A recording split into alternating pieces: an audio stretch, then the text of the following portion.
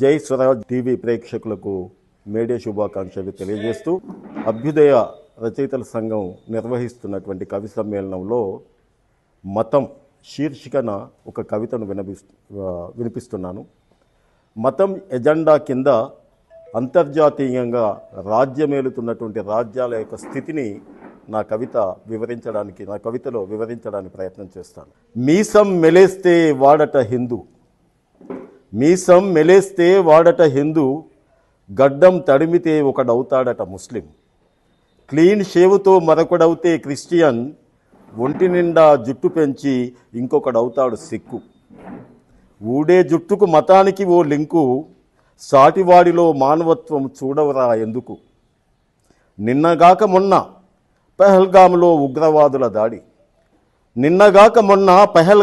ఉగ్రవాదుల దాడి, బట్టలిప్పదీసి మతము అంచనా వేసి 26 మంది ఊచకోత. వీడిక్కడ మనిషిని చంపేస్తే వాడక్కడ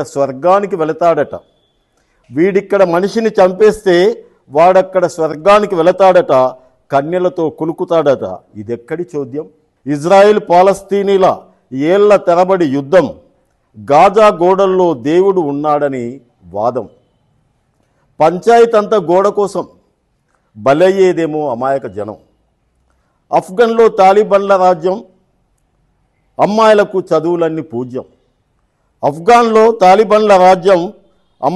చదువులన్నీ పూజ్యం.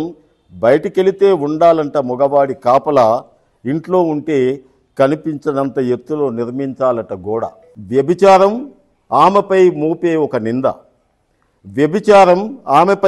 ఒక నింద, నిరూపించుకోవాలట ఆమె ఈ కఠిన నిబంధన. లేదంటే రాళ్లతో కొట్టి చంపడం అమలయ్యే ఓ శిక్ష.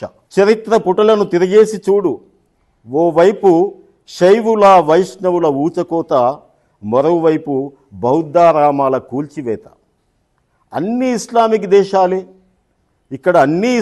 దేశాలే, అందరి దేవుడు అల్లానే. మరి షియా సున్నీల తగాదాలేంటి? బైబిల్ని నమ్మేది కొందరు, పోపును అనుకరించేది ఇంకొందరు. జీసస్ దేవుడు అంటారు కొందరు, మరియను ఆరాధిస్తారు మరికొందరు. అందరూ క్రిస్టియన్లే, ఎవడి వ్యాపారం వాడిదే. ఇక్కడ 3 కోట్ల మంది దేవుళ్ళు. వింతేమిటంటే అందరివి మనుషుల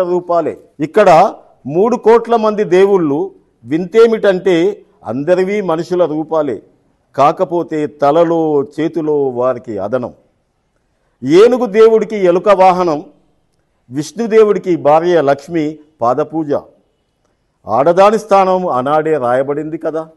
ఖగోళ శాస్త్రం సూర్యుడు నక్షత్రం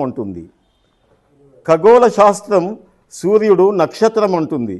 మతమేమో అతని 7 గుర్రాల రథంపై ఊరేగిస్తుంది. ఒకడు శిలను శిల్పంగా మార్చి దేవుడని పూజిస్తాడు. సమాధిపై చాదర్ కప్పి మరొకడు అల్లాని ఆరాధిస్తాడు. చనిపోయిన వాడు లేచొస్తాడని 2000 నుండి ఇంకొకడు వేచి చూస్తూనే ఉంటాడు.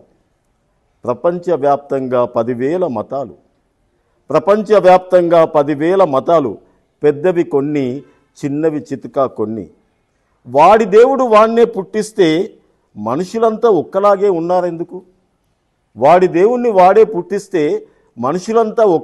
ఉన్నారెందుకు? మాస్ కాపింగ్ ఏమన్నా జరిగిందో ఏమో అనుమానం.